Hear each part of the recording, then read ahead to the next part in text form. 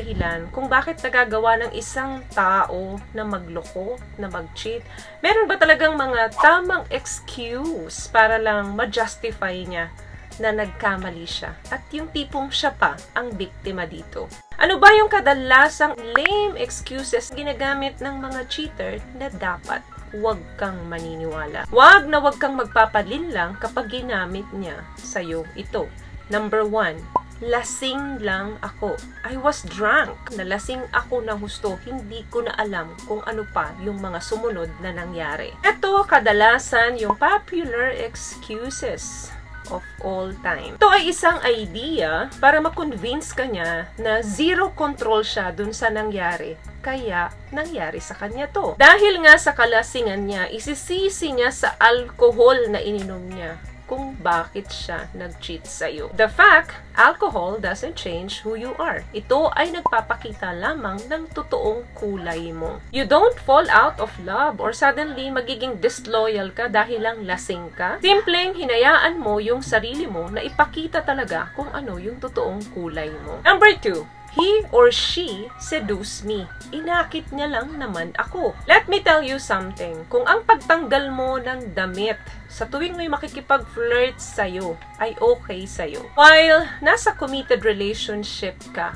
kalimutan nyo na yung pagiging monogamy. We all face with temptation now and then. Pero yung idea na meron kang commitment dito sa taong minamahal mo, sama dyan na kailangan i-avoid mo yung temptation completely. You can just say no. Pangatlo, it just happen. Yung tipong naipit lang ako. Gusto niyang ikaw pa ang umintindi dun sa situation niya kung bakit siya nag-cheat sa'yo, dahil naipit lang naman siya sa isang sitwasyon. Tandaan nyo, hindi yan nangyari sa isang idlap. Maraming phases na pinagdaanan yan bago siya nag-cheat. You met, you introduce yourself, you flirt, nag-escalate na ngayon sa mas serious na physical closeness bago nangyari ang pag-cheat. May nag-offer, then may tumanggap. And that's before nangyari na ang pag-cheat. You have multiple chances along the way to say, no thanks, I am with someone. Pero hindi mo ginawa. Pang-apat,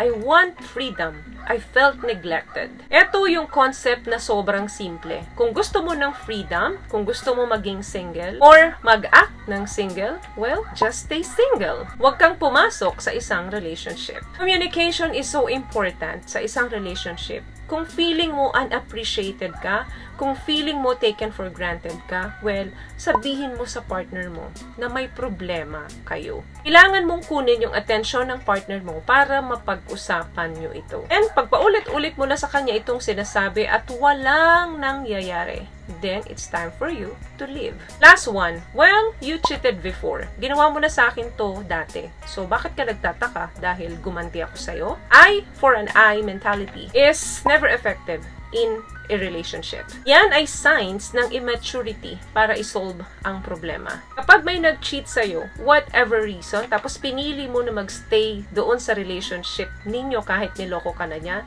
hindi dahilan yun para mag-revenge ka sa kanya. Pinili mong magstay sa kanya, meaning, pinili mong i-work out yun. Di ka allowed mag-cheat dahil lang niloko ka niya before. There is no such thing as ethical cheating. Because cheating by definition is not ethical.